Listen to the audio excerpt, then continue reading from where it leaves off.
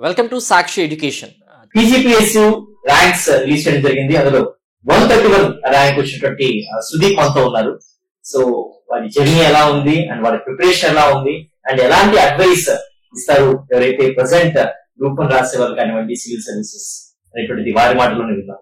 First of all hearty congratulations. Thank you so much sir. First of all ఎలా ఉంది? Feels relieve. Finally ఒక group 1 లో rank రావడం చాలా రిలీవ్. అండ్ మీకు ఫ్యామిలీ బ్యాక్గ్రౌండ్ గురించి చెప్తారా?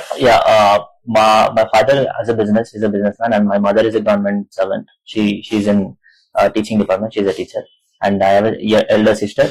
She works in software company. Education background చెప్తారా? నేను 12th వరకు ఇక్కడ హైదరాబాద్ లో చదువుకున్నాను. తర్వాత ఇంజనీరింగ్ చేసిన CBIT లో. తర్వాత I start preparing for civil services. Then అట్లానే ప్యారలల్ గా గ్రూప్ 1 కూడా రాసింది.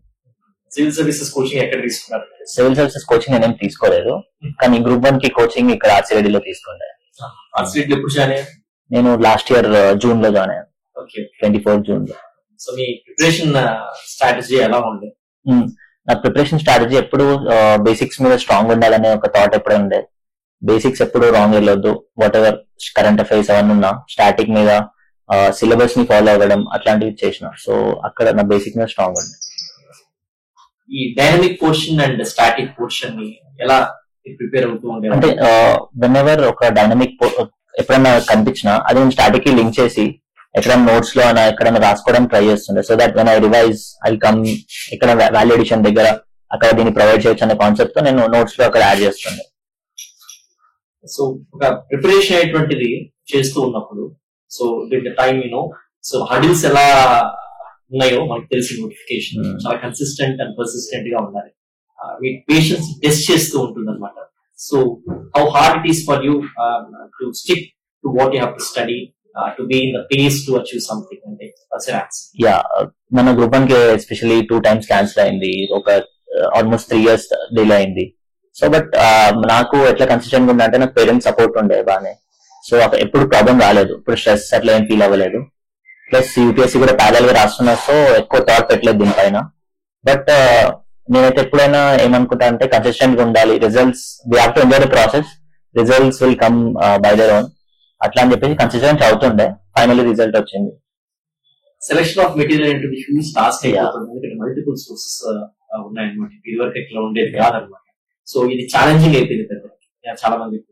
సో ఎంత వైస్ గా మనం సెలెక్షన్ చేసుకోవాలి చదివే మెటీరియల్ అంటే వాట్స్ యువర్ అడ్వైస్?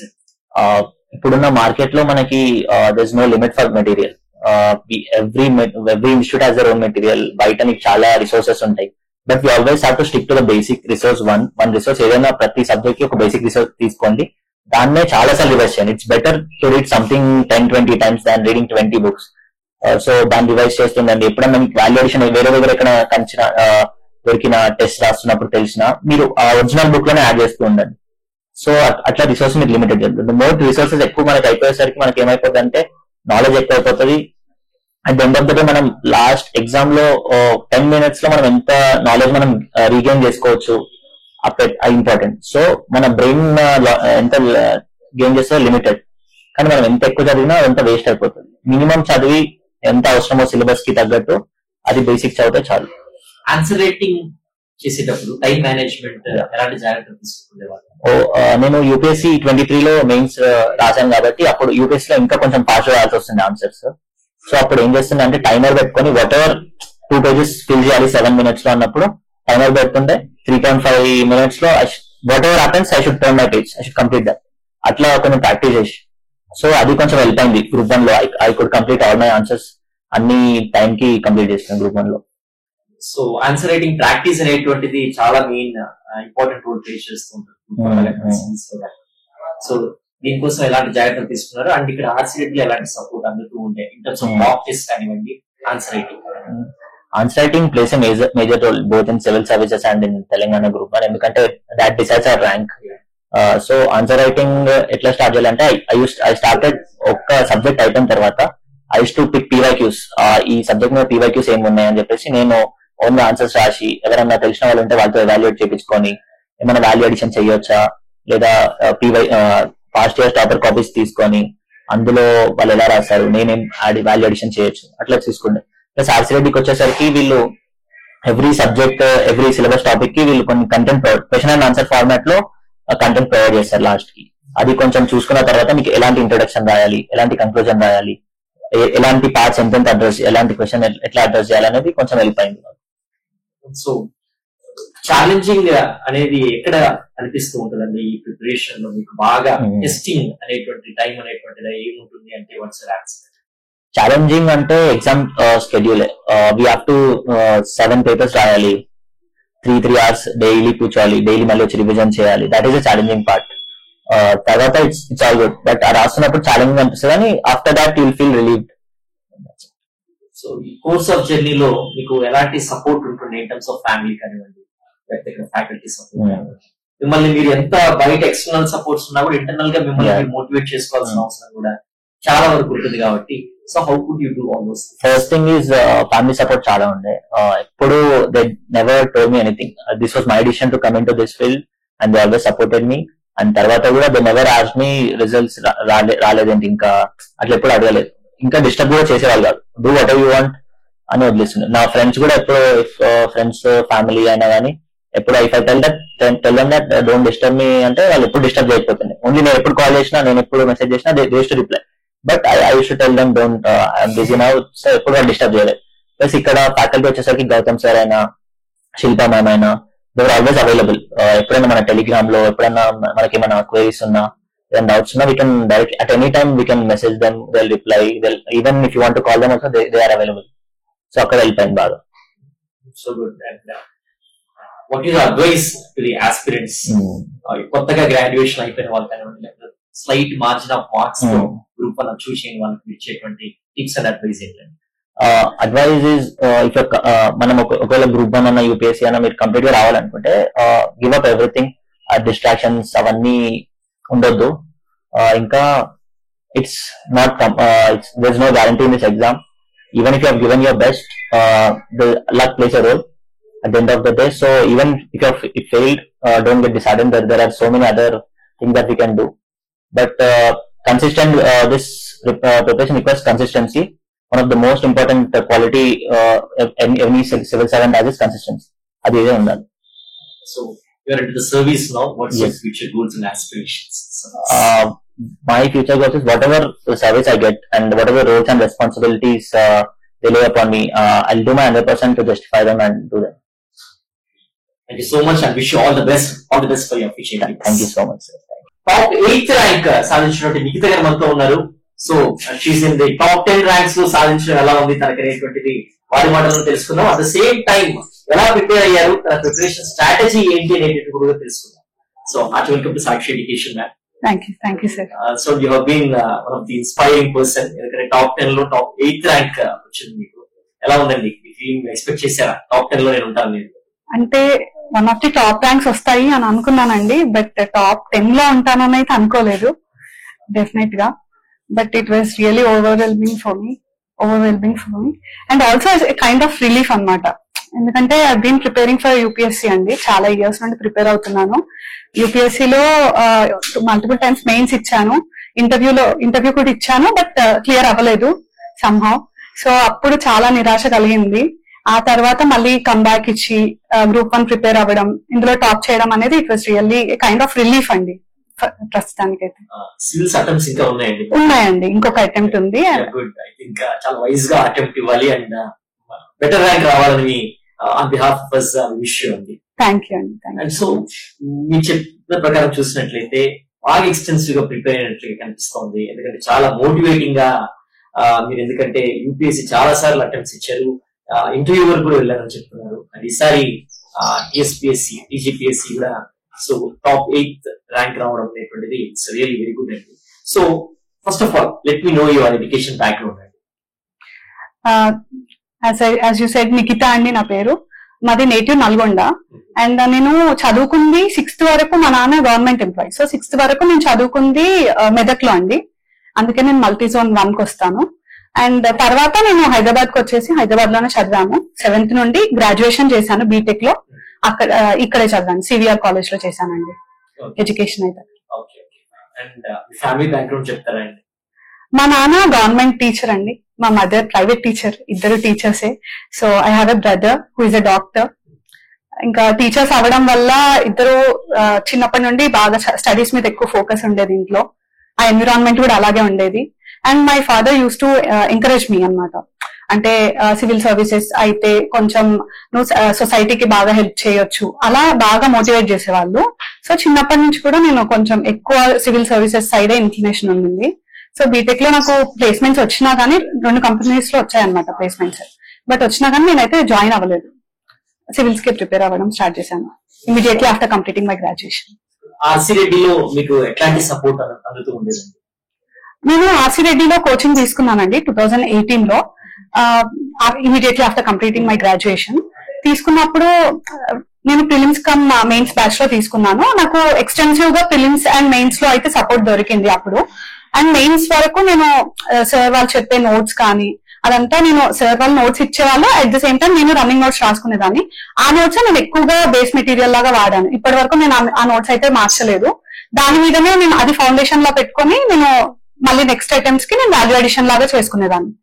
సో దీని వల్ల అంటే main thing is the notes I got and the material I got from the arts Reddy coaching institute.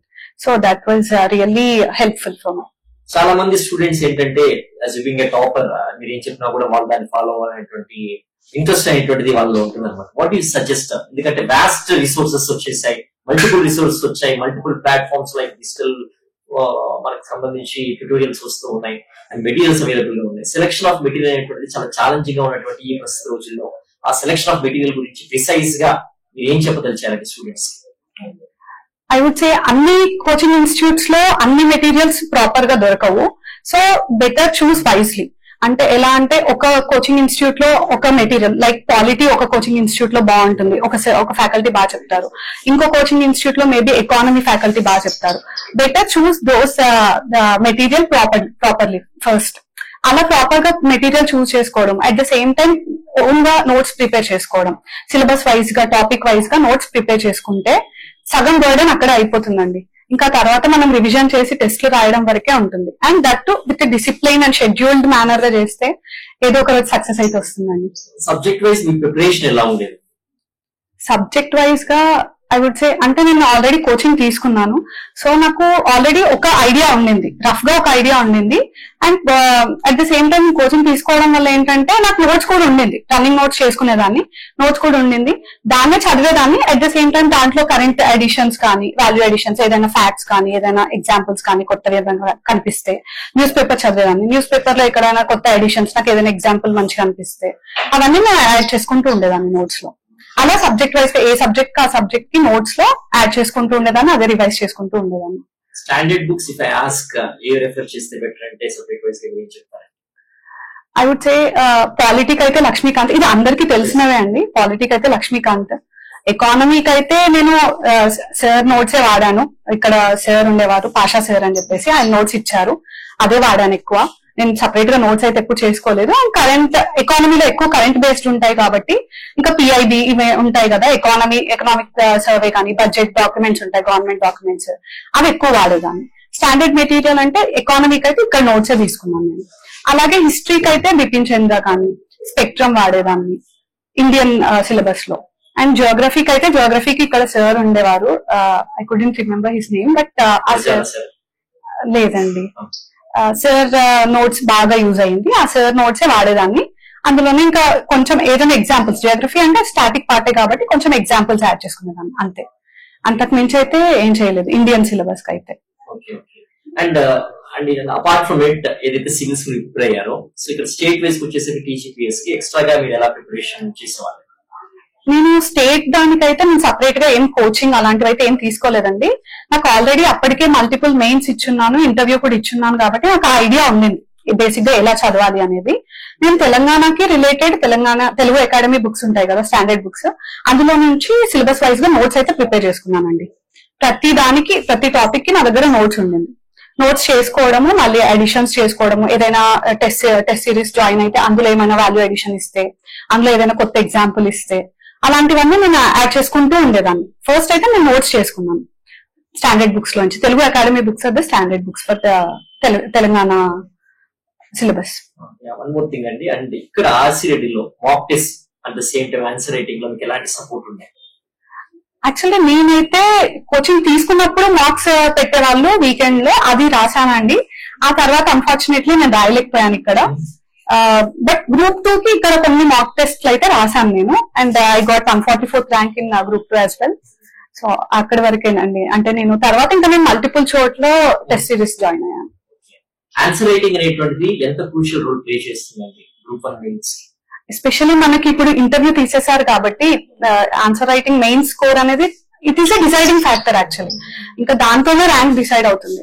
So answer writing is really a very big task and very important task to crack the exam. And దానికైతే I would say regular గా practice చేయడము. Initial days of my preparation లో నేను regular గా answer writing practice చేసేదాన్నండి. తర్వాత నాకు అంత అవసరం రాలేదు తర్వాత, ఎందుకంటే మల్టిపుల్ టైమ్స్ ఇవ్వడం వల్ల నాకు తర్వాత అంత అవసరం రాలేదు. But post prelims group 1 prelims తర్వాత నేను మళ్ళీ టెస్ట్ సిరీస్ లో జాయిన్ అవ్వడము, నేను రెగ్యులర్ గా టెస్ట్లు రాయడం, ఇంట్లో కూడా నేను ఆన్సర్ రైటింగ్ ప్రాక్టీస్ చేయడం, ఇలాంటివి చేసేదాన్ని టైం పెట్టుకుని. జనరల్ గా మీ చుట్టుపక్కల ఐ మీన్ స్టూడెంట్స్ ఎవరైతే ఉన్నారో మీతో పాటు చదివేవాళ్ళు ఏ మిస్టేక్స్ చేస్తూ ఉండేవాళ్ళు? సో అటువంటి మిస్టేక్స్ చేయకుండా సక్సెస్ అవ్వాలి అంటే ఇట్లాంటి competitive examination what your suggestions? నేను మేజర్ గా అబ్జర్వ్ చేసినావంటే ఒకటి టెస్ట్ రాయకపోవడం అండి. షెడ్యూల్ ఉన్నా కానీ, అంటే ఒక టెస్ట్ సిరీస్ జాయిన్ అవ్వడం ఎందుకంటే మనకు ఒక షెడ్యూల్ వస్తుంది, కానీ షెడ్యూల్ ఉన్నా కానీ వాళ్ళు రెగ్యులర్ గా రాయకపోవడం, స్కిప్ చేయడం టెస్ట్ లో. మళ్ళీ నోట్స్ లేకపోవడం అండి second thing.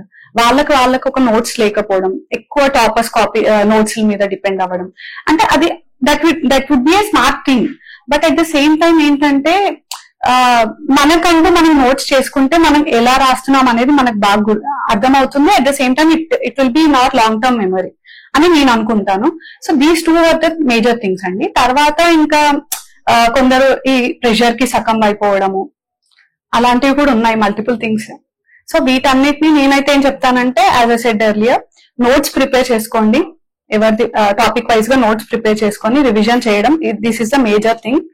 And the second thing is టెస్ట్లు రాయడం అండి. టెస్ట్లు రెగ్యులర్ గా రాయండి. అదే ఎప్పటికైనా అంటే మెంటర్షిప్ కూడా, అంటే లైక్ టెస్ట్లు రాస్తూ అలాగే ఆ టెస్ట్ లో మనం ఏం తప్పులు చేస్తున్నాం అనేది కూడా తెలుసుకోవడం అనేది చాలా ఇంపార్టెంట్ అండి. సో ఇలాంటివి తెలుసుకుంటూ ఉంటే one day or the other definite గా మంచిగానే అవుతుంది అని అనుకుంటున్నాను, సక్సెస్ఫుల్ అవుతారు. అమ్మాయి కాబట్టి ఓన్లీ క్వశ్చన్ అడుగుతానండి, ఎందుకంటే టైం అనేటువంటిది అమ్మాయిలకు ఉండదు అనమాట, పేరెంట్స్ ఇవ్వరు అనమాట. సో 2 attempts 3 attempts ఇచ్చిన తర్వాత then they'll go for marriage something else. So ఎవరైతే అమ్మాయిలు ఉన్నారో వాళ్ళకి మీరు ఇచ్చేటువంటి వైస్ అడ్వైస్ ఏంటి? ఫార్చునేట్లీ మా పేరెంట్స్ అయితే చాలా సపోర్టివ్ అండి. అదర్వైజ్ నేనైతే ఈ పొజిషన్ లో ఉండేదాన్ని కాదు. అండ్ డెఫినెట్లీ వాళ్ళ అమ్మాయిలకైతే నేను చెప్పేది ఏంటంటే, మీరు ఒక గోల్ పెట్టుకున్నారంటే అది రీచ్ అవ్వడానికి మాక్సిమం ఎఫర్ట్స్ పెట్టండి.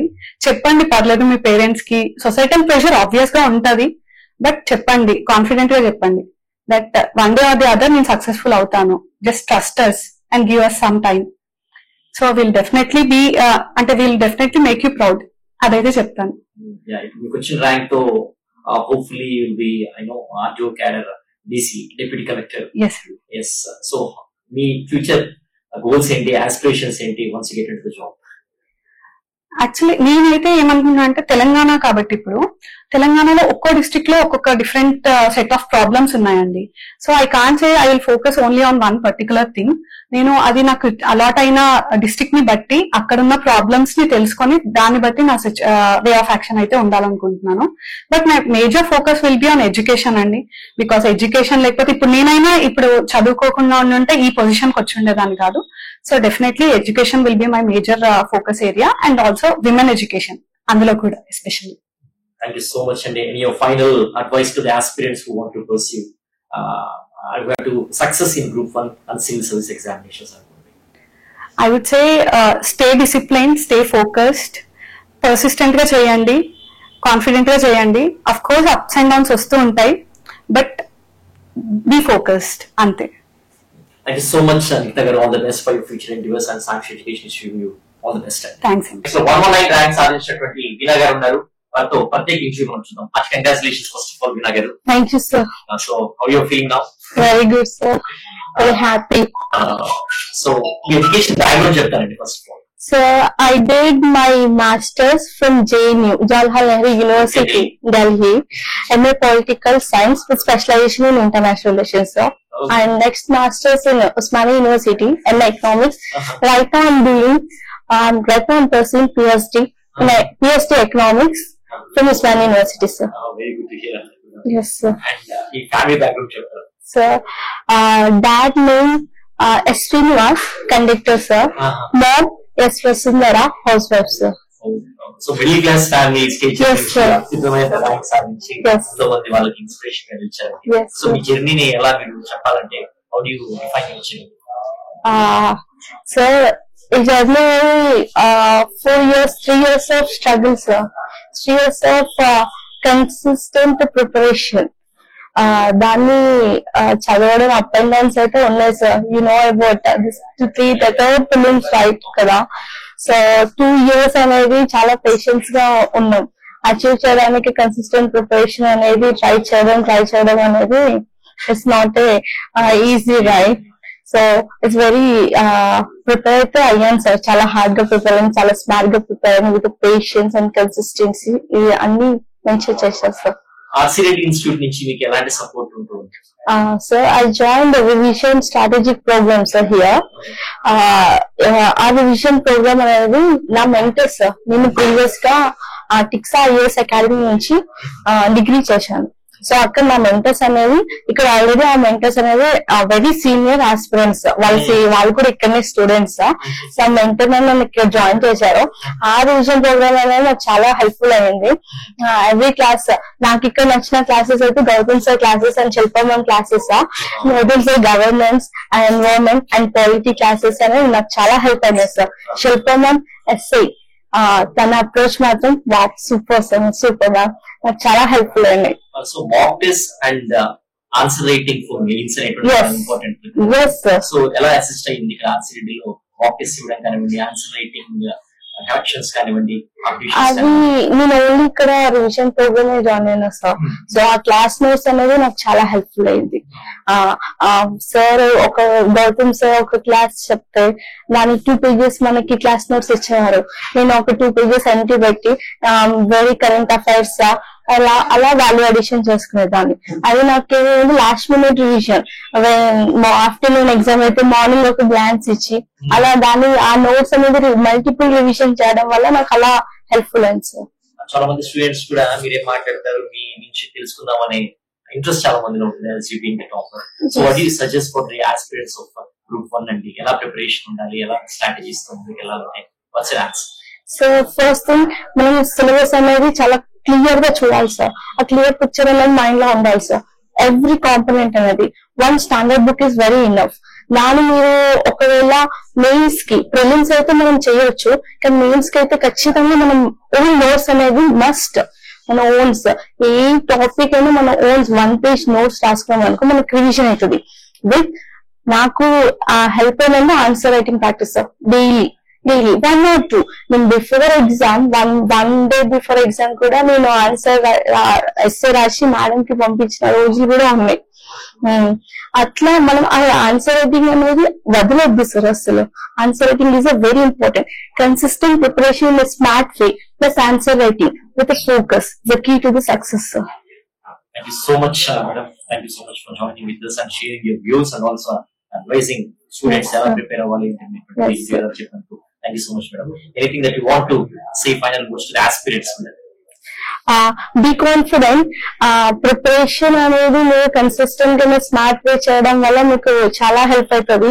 Focus, don't deviate from your studies. What ever learning, what ever 4 hours అయినా 5 hours అయినా అది ఫోకస్ గా చదవడం అనేది మీకు చాలా యూజ్ అవుతుంది. That's what I can say. All the best for your future endeavors. Thank you sir. Thank you. 323 rank సాధించినటువంటి జశ్వంత్ గారు మనతో ఉన్నారు. వాళ్ళని అడిగి సో ఎలా అచీవ్ చేయగలిగారు గ్రూప్ 1 సక్సెస్ సంబంధించి, అట్ ద సేమ్ టైం ఎలాంటి సజెషన్స్ ఇస్తారు గ్రూప్ 1 సక్సెస్ కావాలి అని అనుకునే వాళ్ళు, పర్సూ చేసే వాళ్ళకి వారి మాటలు తెలుసుకోవాలి. అట్లా congratulations first of all. Thank you. So ఎలా అనిపిస్తుంది? చాలా హ్యాపీగా ఉంది. లైక్ ఈ జర్నీ, లైక్ ఈ అప్రిషియేషన్ అంతా గాడ్ గ్రేస్, చాలా హ్యాపీగా ఉంది. సో ఎడ్యుకేషన్ బ్యాక్గ్రౌండ్ చెప్తారండి. యాక్చువల్గా నేను 10th తర్వాత నేను ఇంటర్ వచ్చేసి నారాయణ ఐఏఎస్ అకాడమీ జాయిన్ అయ్యాను. సో నా ఫౌండేషన్ ఈ బ్యాక్గ్రౌండ్ సివిల్స్ ఇదంతా బ్యాక్గ్రౌండ్ అక్కడ నాకు స్టార్ట్ అయింది. సో 2 years ఇంటర్ కోర్స్ అయిపోయిన తర్వాత నేను బీటెక్ వెళ్ళాను, సో బ్యాకప్ కోసం. సో డిగ్రీ సైడ్ వెళ్ళకుండా సో టెక్నికల్ బ్యాక్గ్రౌండ్ ఉంటుందని నేను డాడ్ వచ్చేసి ఇంజనీరింగ్ బ్యాక్గ్రౌండ్ ఉంటుంది, ఇంజనీరింగ్ జాయిన్ అయ్యాను. ఇంజనీరింగ్ అయిపోయిన తర్వాత లైక్ పాస్డ్ అవుట్ అయిపోగానే విజన్ లో జాయిన్ అయిపోయాను, vision IAS academy. So 1 year course అయిపోయిన తర్వాత అండ్ ఇది టీఎస్పీఎస్సీ నోటిఫికేషన్ రాగానే మళ్ళీ ఆర్సీఐటీలో జాయిన్. సో ఫ్యామిలీ బ్యాక్గ్రౌండ్ గురించి చెప్తాను. డాడ్ వచ్చేసి ఇరిగేషన్ డిపార్ట్మెంట్ లో డిఈఏ, మమ్మీ వచ్చేసి గవర్నమెంట్ టీచర్. చెల్లి ఉంది, తను బీటెక్ సెకండ్ ఇయర్ అవుతుంది. ఆర్సీఐటీలో మీకు ఫ్యాకల్టీ సపోర్ట్ ఎలా ఉండేది? చాలా బాగుండేది. లైక్ వాళ్ళు వచ్చేసి మనకి మెయిన్ ఆర్సీఐటీలో నేను నేర్చుకుంది ఏంటంటే ఏదైతే చదవకూడదో అదే నేర్చుకున్నాను. మెయిన్ ఇంపార్టెంట్ మనం అవి ఎప్పుడైతే మనం నెగ్లిజెంట్ అవన్నీ వేస్టెడ్ అన్ని తీసేసామో అప్పుడు మనకి మెయిన్ ఇంపార్టెంట్ టాపిక్స్ అనేది చదవడానికి స్కోప్ వచ్చింది. సో ఎప్పుడైనా మనం మెంటర్ గైడెన్స్ అయినా ఎప్పుడు వాళ్ళకి ఎప్పుడు వెళ్ళి డౌట్స్ అడిగినా కూడా వాళ్ళు మంచిగా తీసుకునేవారు. సో ఎందుకంటే very short span of time లో మీరు ఇంత ర్యాంక్ అనేది కన్సిస్టెంట్ గా ఈ 3 years కూడా, ఎందుకంటే నోటిఫికేషన్ అప్స్ అండ్ డౌన్స్ చూస్తూనే ఉన్నాం రైట్ ఫ్రమ్ నోటిఫికేషన్ వచ్చినప్పటి నుంచి. So be very persistent and consistent to achieve this అన్నమాట. సో నెక్స్ట్ థింగ్ ఏంటంటే mock test and at the same time answer writing కి ఎలాంటి జాగ్రత్తలు తీసుకుంటుండేవాళ్ళు? సో ఇక్కడ సపోర్ట్ ఎలా ఉంది ఆర్సీడీ? ఆర్సీఐటీలో వచ్చేసి నేను ఏమి మెయిన్స్ కోర్స్ ఏం తీసుకో, స్టాటిస్టికల్ కోర్స్ 2 months తీసుకున్నాను. సో అది కంప్లీట్ అవ్వగానే నేను ఓన్ గా నేను రైటింగ్ ప్రాక్టీస్ చేస్తూ ఉండేది. ఎవ్రీడే అట్లీస్ట్ 2 to 3 ఆన్సర్స్ రాసేది. సో స్ట్రక్చర్ మెయిన్ ఇంపార్టెంట్ గా స్ట్రక్చర్, ఆన్సర్ ఎలా ఉన్న క్వశ్చన్ లైక్ మనకి మ్యాటర్ వచ్చేసి స్ట్రక్చర్ వైజ్ లో మనం రాసేసుకుంటే మనకి చాలా ఉంటుంది. స్ట్రక్చర్ వైజ్ లో నేర్చుకున్నాను, అది నాకు చాలా హెల్ప్ఫుల్ అయిపోయింది ఆన్సర్ రైటింగ్ లో. చాలా మంది స్టూడెంట్స్ ఏంటంటే they look up to you what you have read అనేటువంటి తెలుసుకునేటువంటి ఇంట్రెస్ట్ చాలా మందిలో ఉంటుంది. సో వాట్ యు సజెస్ట్ అన్నమాట, స్టాండర్డ్ బుక్స్ కానివ్వండి, కరెంట్ అఫైర్స్ కానివ్వండి, ఎస్ఏ పార్ట్ రాయడంలో మెయిన్ మనము మ్యాటర్ డంప్ కాకుండా మనకి అప్రోచ్, క్వశ్చన్ అప్రోచ్ లో మ్యాటర్ లో వెళ్తే మనకి చాలా మార్క్స్ వచ్చే ఛాన్సెస్ ఎక్కువ ఉంటాయి. లైక్ క్వశ్చన్ డిమాండ్ ఏం చేసింది, మనం ఏం రాయాలి, ఆ స్ట్రక్చర్ ఫార్మాట్ లో రాయాలి. సో మనకి ఇక్కడ వాల్యూ అడిషన్ పెట్టడం వల్ల నాకు చాలా యూజ్ అయింది. Marks, flow charts and diagrams, వీటి చాలా ప్రతి ఆన్సర్ లో నేను అట్లీస్ట్ ఒక వాల్యూ అడిషన్ అయినా పెట్టాను. సో దానివల్ల నాకు ప్లస్ పాయింట్ అయ్యింది. రెఫరెన్స్ బుక్స్ ఏవి చూస్తుండే వాళ్ళు, ఏవి ప్రిపేర్ అవుతుంది? రెఫరెన్స్ బుక్ వచ్చేసి నేను పాలిటికల్, లక్ష్మీకాంత్, బేసిక్ బుక్స్ అన్ని నార్మల్ బుక్స్. అండ్ నాకు వచ్చేసి తెలంగాణ మూవ్మెంట్ కి పిఎన్ఆర్ అనే బుక్ పబ్లికేషన్ చాలా హెల్ప్ఫుల్ అయింది. సో ఏదైతే మనం బుక్ చదివామో అది మాత్రమే రివిజన్ చేయాలి, 100 times రివిజన్ చేయాలి. కానీ ఇంకొక బుక్ వెళ్తే మనకి అది డిఫరెంట్ అయిపోతుంది, మన లివింగ్ వచ్చేసి డిఫరెంట్ అయిపోతుంది. సో నేను ఏవైతే బుక్స్ నేను విజన్ మన యూపీఎస్సీ కి తీసుకొని చదివానో ఆ మాత్రమే అదే రివిజన్ చేస్తూ ఆ బుక్స్ నేను ప్రిపరేషన్ లో కూడా నోట్స్ కూడా అవే చదువుతా ఉన్నాను. ఎందుకంటే 10th తర్వాత ఇంటర్మీడియట్ కూడా సివిల్స్ ఓరియంటేషన్ ఉన్నారు కాబట్టి I would like to ask you a question. General గా చాలా మంది మీతో పాటు చదివిన స్టూడెంట్స్ చేసేటువంటి మిస్టేక్స్ ఏంటి, అలాంటి మిస్టేక్స్ చేయకుండా ఎలా అవాయిడ్ చేయాలంట? సో యాక్చువల్ గా మెయిన్ మిస్టేక్స్ ఏం చేస్తున్నారంటే అందరూ ఐఐటి ఫీల్డ్ అంటే అందరూ నార్మల్ గా లైక్ వాళ్ళ ఇంట్రెస్ట్ ఏదో చూసుకోకుండా లైక్ క్రౌడ్ ని ఫాలో అవుతా ఉంటారు. So don't follow the crowd అని నేను చెప్తాను, ఎందుకంటే మీకు ఇంట్రెస్ట్ ఉన్నప్పుడు ఈ ఫీల్డ్ కి రావాలి. సో ఇది చాలా డిప్రెస్డ్ ఫీల్డ్ యాక్చువల్ గా. సో మనం కన్సిస్టెంట్ గా దీంట్లో ఉండాలి, ఒక 2-3 years అయినా ఏం కాదు, లైక్ ప్రాపర్ గా ఉండాలి అనుకునే వాళ్ళు ఈ ఫీల్డ్ కి రావాలి. అండ్ మెయిన్ మిస్టేక్స్ ఏం చేస్తామంటే లైక్ ఇంటర్ అయిపోయిన తర్వాత డిగ్రీ ఫీల్డ్ వెళ్ళాలి, డిగ్రీ అయిపోయిన తర్వాత ఢిల్లీ వెళ్ళాలి, ఢిల్లీ ఇన్స్టిట్యూట్ వెళ్ళాలి అనేది బేసిక్ స్ట్రక్చర్ ఉంటుంది. సో ఇక్కడ నేనేం చెప్తున్నానంటే మనకి ఎక్కడైనా అది ఢిల్లీ కానీ ఎక్కడైనా మన పర్సన్ సెల్ఫ్ డిపెండెంట్ మీద, సెల్ఫ్ ఫెయిత్ మీద డిపెండ్ అయి ఉంటుంది అది ఏదైనా కానీ. సో మన ప్రిపరేషన్ మీద డిపెండ్ అయి ఉంటుంది అని చెప్తున్నాను. సో మెయిన్ మిస్టేక్స్ ఏం చేస్తారంటే వాళ్ళు లైక్ కన్సిస్టెంట్ ఉండదు, మెయిన్ కన్సిస్టెన్సీ ఉండదు, డీవియేషన్స్ ఎక్కువ ఉంటాయి ఈ జనరేషన్ లో. డీవియేషన్స్ లేకుండా మనం కన్సిస్టెంట్ గా ప్రిపేర్ అయినప్పుడు పాజిటివ్ అవుట్కమ్స్ మనం చూస్తాం. ఆబ్వియస్ గా ఇంకా సివిల్స్ కి ఇంకా అటెంప్ట్స్ ఉన్నాయి కాబట్టి ఇంకా సివిల్స్ అనేటువంటి సీరియస్ గా ఇచ్చే ఛాన్స్ ఉంది కాబట్టి do for it. Apart from it, and ఇప్పుడు సర్వీస్ వచ్చిన తర్వాత what are your goals and aspirations? Service వచ్చిన తర్వాత లైక్ వాట్ ఎవర్ సర్వీస్, నా ప్రెసెన్స్ ఆఫ్ మైండ్ అక్కడ ప్రతి ఒక్క దగ్గర నా చూపిస్తాను. లైక్ నేను వాల్యూ అడిషన్ చేస్తాను, పబ్లిక్ సర్వీస్ చేయడంలో చాలా ఇంట్రెస్ట్ ఉంది. సో అదే ఫీల్డ్ అయినా కానీ, జాబ్ పోస్టింగ్ ఏదైనా కానీ అక్కడ నా ఎగ్జిస్టెన్స్ అనేది చూపిస్తాను ప్రాపర్ గా. Final words to the aspirants అండి. ఫైనల్ వర్డ్స్ ఏంటంటే లైక్ నేను చెప్పాను ఆల్రెడీ, లైక్ ఈ ఫీల్డ్ ఇంట్రెస్ట్ ఉన్న వల్ల దీంట్లోకి రావాలి. లైక్ ప్రెజర్, పేరెంట్స్ ప్రెజర్ వల్ల, లేకపోతే కొలీగ్స్ వల్ల, లైక్ ఫ్రెండ్స్ వల్ల, ఎవరి వల్ల చూసి దీంట్లోకి వస్తే మీకు లైక్ ఈ ప్యాటర్న్ లో మీరు ఎగ్జిస్ట్ కాలేరు.